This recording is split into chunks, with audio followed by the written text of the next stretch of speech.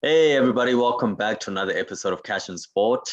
We're back here today talking a couple of things in the sporting space. Bafana Bafana, we've beaten Ghana 1-0. Happened just a couple of hours, well, just over an hour ago, FNB Stadium. Bafana Bafana won. Hugo Broos is on a nice little wicket, drew the first game against Zimbabwe and Ghana. So South African fans will take what they get, eh? It will take South what we African get. fans. Hopefully this time we're going through the front door. The front door, not Yeah, the back door. no calculators. No underground. The front door. No calculators required this time. We're going through the front door. Beyond that, there's some tennis which has been going on. The Paralympics are done, and there's some crazy stuff going on in South American football as always. But yeah, let's get into it. Let's get into the episode today, Sans, and start off with a little bit of Paralympics wrap up and catch up. 7 medals for Team SA at the Paralympics. Man, we thought we were going to perform. Didn't quite get to 10, but as always, Paralympics delivered. Yeah, Paralympics delivered. I had a little bit more hope, but I think I needed to also put my hope into a little bit of perspective. Yeah. And then when you look at countries like the USA, China, yeah, those kind of countries, and you think Great Britain, they came back with 204 medals, and I'm just like, I wish I could just get a tenth of that. Yeah. But obviously they're taking a bit bigger teams. Will be interesting to see what from both the Paralympics and Olympics, what the post-Olympic debrief looks like and post-Paralympic debrief look like, and just to make sure we're not in the same position in 3 years' time. Yeah. So I'm forward-thinking person. How do we look to 2024 to make sure we better the results? Because the time is ticking, man. It's already too late if you consider it on planning. So kudos to the Paralympic team, 7 medals. They did it. We've unearthed some stars, which is build on the success and go to 2024 and get more. Yeah, absolutely. And I mean, talking about those stars, the star man obviously was Ntando Mahlangu. Today, the Ministry of Sport confirmed the bonuses which would be received. So it's 450K for gold, 220K for silver, 100K for bronze. And if you get a world record, you also get an 80K bonus on top of whatever it is that you would have received. So Ntando Mahlangu with his 2 golds walked away with 900K and then 80K on top of that for the world record that he picked up in the long jump. Anrun Veyes got a gold, so she picked up 450K. Peter Dupriya, another gold, so again 450K. Luzanne Coutier, she had 2 medals, a silver and a bronze, so her total was 330. Bronze and a silver. Yeah, and then Cheryl James, 35-year-old, picked up 100,000 Rand for her bronze medal. So that's the sum total of our 7 medals, and glad to know that there's no finickiness this time. Our athletes knew just as they finished that they're definitely getting bonuses, so there's no crowdfunding required, guys. Thank you so much. Yeah. And hopefully we'll definitely have a bigger squad come the next Paralympics, because obviously classifications were a problem this time round because of people not being able to travel and so on, which is why the other countries had such big teams. And hopefully we'll have a bigger team next time. I mean, we only took 30 some odd athletes this time to the Paralympics. Yeah. So, I mean, in the grand scheme of things, it was kind of to be expected that we wouldn't get a huge haul of medals. But for our contingency size, we did well, I guess. Yeah, absolutely. But moving on from the Paralympics are done, wrapped up. There will definitely be a debrief. But moving on from the Paralympics, Bafana Bafana won their second group game. Hugo Broos's record, 2 clean sheets, 1 goal, 1 win, top of the group at present. As the games look, we should get through and get ourselves through Qatar 2022, but hey, man, you never know. Hey, you never know. But so far, so good. Things have started well. Young side, and he's very well known for taking young sides and doing something special. I mean, he won the AFCON in 2017 with an unfancied Cameroon side. So yeah, crossing fingers, toes, and everything yeah. else. I think for South Africa, it's just getting a bit of consistency in our performances. I think that's been the most important thing. As we said at the top, we don't want to be using calculators, man, or Yeah, going back to let's just put in the performances, get yeah. in there, win our games, qualify, and see if we can get to Qatar 2022. Yeah, absolutely. And some people would say in Ghana probably that part of the reason why South Africa, beat Ghana today is because 5 of their players couldn't travel because of red list restrictions and COVID and so on.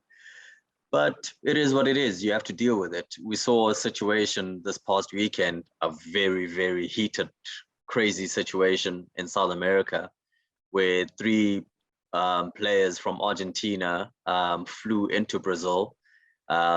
The Brazilian ministry claims that they falsified their documentation and claimed that they had not been in England. Brazil views England as a high-risk red list country. So if you're coming from there, you'd have to quarantine for 14 days.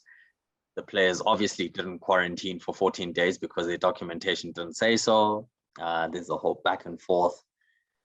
But yeah, that game ended up having to be postponed or suspended it was just the 7 minutes whole way into the game.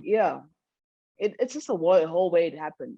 Yeah, you have officials just coming onto the field.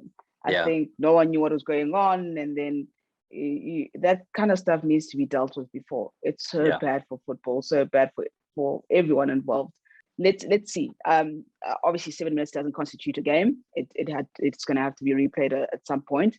Let's see when they replay it and where they replay it, because you'll find that because of that, some games will have to be moved around the world because certain people can't get into countries, or your majority of players can't get back into the country of their club teams, which becomes a big thing, because for availability during the international window break, you need to secure or need to guarantee that your players get back. There's players that were banned or had to be taken off the pitch had already trained at the same stadium with the team, and they were allowed to travel from the airport to the accommodation, and the players had been there, I think, already for 3 or 4 days. So yeah, you'd really have to ask questions as to why they waited till literally the game had kicked off.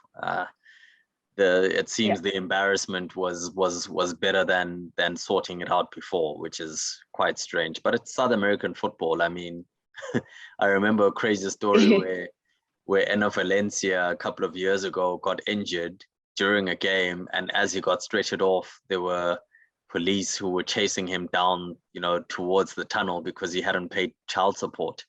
I mean, crazy things have happened in South American football, and I'm very sure this will not be the last of it. It will not be the last of it. Definitely not. Yeah, but talking about very interesting situations going on across the board.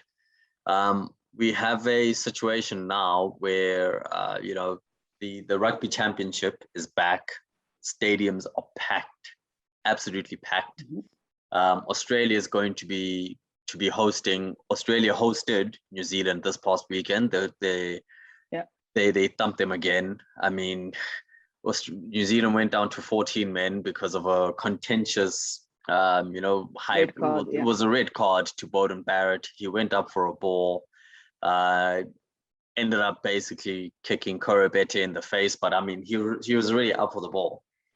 In any case, he got a red card because the rules are the rules. It was that last extended movement. He was already up, I guarantee, and that's how you go up for a ball and extend your leg. But I think that extended leg kick into the body, that's where it was into the face. Debatable. It was into the face, and the rules are the rules, whatever it is, fine. I'm not so sure about this new rule about 14 players. You get your player to come back after 20 minutes. A red card is a red card. What's the point of a red card in sport if now you get to bring a player onto the field? Yeah, but I mean, but look at that situation. That was a debatable red card. Like if I'm going in, punch, that is a red card. Go shower. You know, you that one is borderline. Was it interpretation of the rules? Then I'm quite happy. Then let's get our player back, because then is it a yellow or red? You're not sure. Maybe give a red for 20 minutes, calm things down, and then you've also, for discipline reasons, you've also put out a red. So the next person, you know, who does anything bad, at least they know there's been a red out there, and they keep their composure calm. I think it's a good way to do it. I think we've seldom seen reds that are outright, you know, malicious. As I said, punch to the face, a kick to the face, or really just bad sportsmanship where you need to go shower. A lot of red cards are, is it high? Is it here? Is it borderline here? Is it no hands? Is it shoulder, no hands? Which part of the hand is it? That's the thing about rugby, is that it's such fine lines. You know, you go in, they say if it's no hands here, like you didn't wrap your hands around, but you did go in with hands, but didn't wrap them fully. So those kind of things. So when you think about what cards come from, having a red for 20 minutes is probably not a bad idea. Listen, it wouldn't have made a difference anyway. New Zealand could have played that game with 10 men and still won the game. Australia was so poor. Australia are so bad. They are so poor. It's crazy. You can't have that many. I think it's been every game. The last 3 games have had an intercept try, at least one. In this game, they had 2 intercept tries that New Zealand scored. And even when New Zealand were down to 14 men, Australia couldn't score, and they still conceded a try at the same time as well. I mean, Australian rugby. That is a classic case of what's going on or what happened.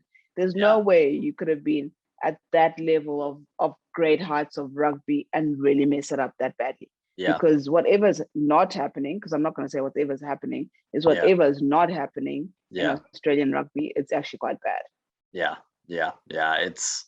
It's shocking how bad Australia are, but hey, I don't mind. We're playing them this weekend.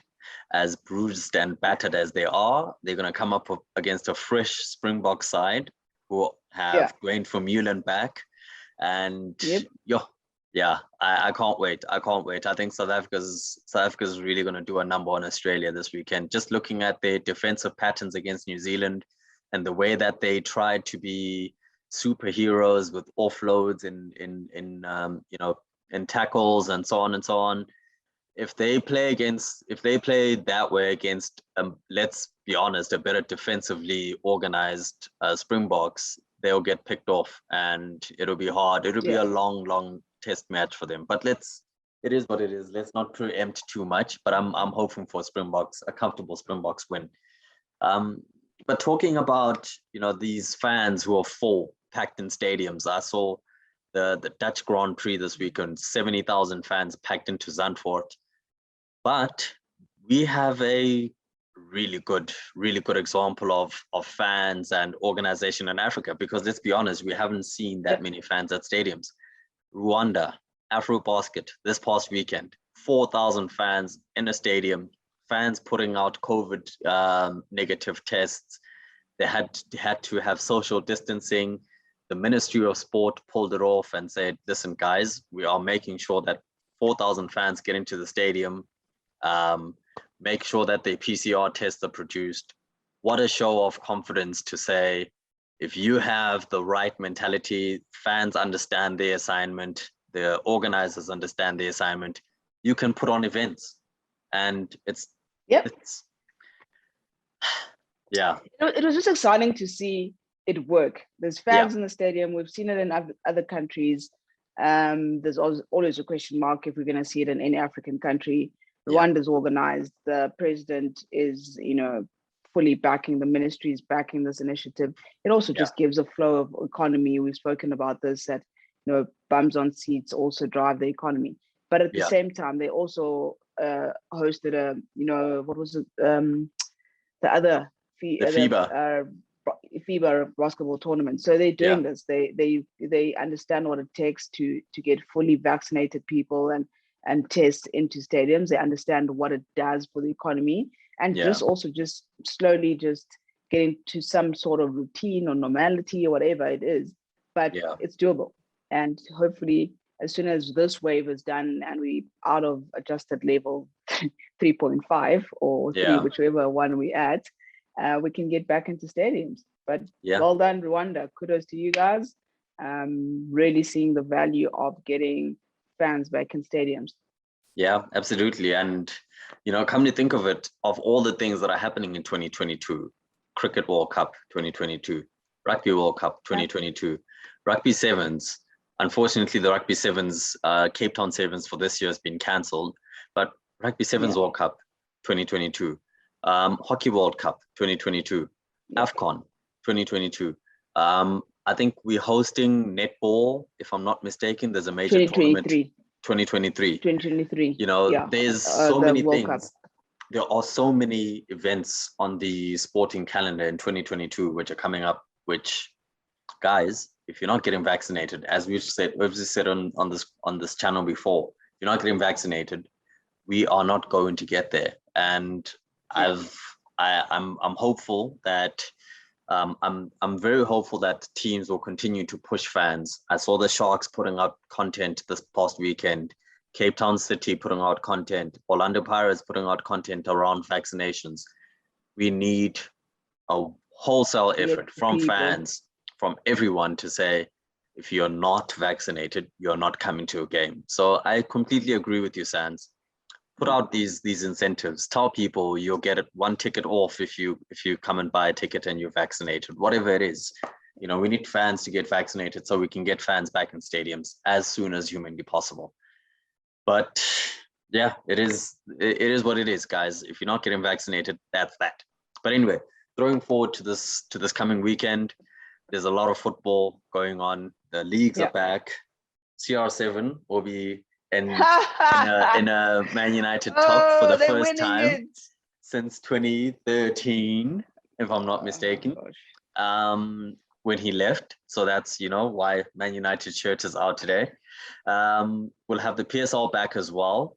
And hopefully we'll have some Bloemfontein Celtics / Royal AM players having actually been paid, because it came out just the other day. They haven't been paid, that they're not being paid. These are Bloemfontein Celtics players living in a dorm type of situation, in a room. They were promised houses, which they didn't receive. And now the club is saying that some of them inflated their contracts and so on, which no, you can't inflate your contract. Your contract gets moved, paperwork gets given from Bloemfontein Celtic to whatever the new club is, to Royal AM. And then that is that. So that contract is dated and signed. There's no inflating of anything. It's just people not being taken care of and people trying to take chances. Hopefully they sort the situation out and players are happy and the league moves on, because again, it doesn't need the drama. But it is what it is. That's football. That's South African football, which we hope will come right and things will work themselves out. But Premier League football is back. Champions League football is back next week. The Paralympics are done and dusted. We're looking forward now to the Rugby Championship, guys, and we can't wait for more Formula One action, more Rugby Championship action, more sports business news, which we'll be bringing you guys next week. And thank you so much for watching. Comment, like, subscribe. Catch up with us on social media at Sanani Mangisa on Twitter, at Cash and Sport on Twitter, Spotify, YouTube. That's where we are. And we'll catch you guys again. All the socials. Click, like, subscribe. Drop a comment. There was a couple of comments this past week saying that they liked our conversation with the chairman from a few months ago. If you guys would like us to have more conversations with sports administrators and stuff like that, just drop a comment in the comment section below. Let us know who you'd like us to talk to, and we'll try and reach out and see if they'd be open to coming on. We are cooking up a few things, and we'll let you guys know as soon as those are settled. Cooking up a few things to make sure we bring you the latest and insightful cash and sport business, I guess. Yeah, absolutely. And once again, thank you guys so much for watching. We'll see you again next week. Next week. Cheers.